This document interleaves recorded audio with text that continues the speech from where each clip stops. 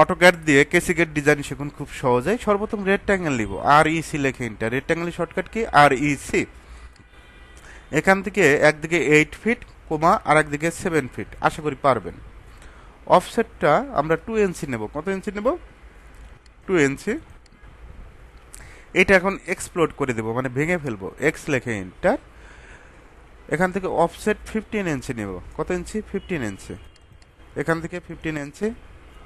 একইভাবে আমরা অফসেট এখান থেকে 5 ইঞ্চি নেব। এদিক থেকে 5, এদিক থেকে 5। একইভাবে এই দিক থেকে 5, এই দিক থেকে 5। টোটালি এখান থেকে 5 ইঞ্চি করে টোটালি 5টা নিয়ে নেব। পারবো না? এখন চাইলে এই অবজেক্টটা সিলেক্ট করে, এই অবজেক্টগুলো সিলেক্ট করে মিরর করতে পারি না? এমআই লেখে এন্টার, মিরর করে দিলাম। পলিলাইন নিব, পিএল লেখে এন্টার। কি লেখে এন্টার? পিএল লেখে এন্টার। এই পয়েন্ট থেকে এই পয়েন্ট, একইভাবে এই পয়েন্ট, এই পয়েন্ট, এই পয়েন্ট, এই পয়েন্ট। এখন এই পয়েন্ট থেকে আবার এই পয়েন্টে ক্লিক করব, এই পয়েন্টে ক্লিক করব, এই পয়েন্ট, এই পয়েন্ট, এই পয়েন্ট। এখন আমরা এটা লাইন ওয়েট চেঞ্জ করব। জাস্ট আমরা ডাবল ক্লিক করব উইথ 0.5। এখন এটা কি ম্যাচ করে দিতে পারি না? এম এ লেখে এন্টার, জাস্ট ক্লিক করবেন, ম্যাচ করে দিবেন। এখন এটা কি কপি পেস্ট করা যাবে?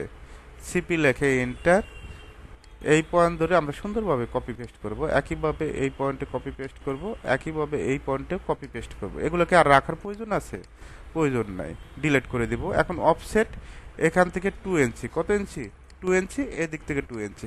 এখন আপনার মন চাচ্ছে যে আমি তো আরেকটাও দিতে পারি, দিলে যদি ভালো লাগে দিয়ে দেন, অসুবিধা নাই তো। সিপি লেখে এন্টার।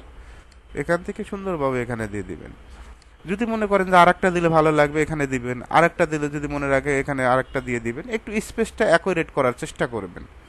এভাবে চাইলে আপনি যে কোনো মেজারমেন্টের কেসিগেট তৈরি করতে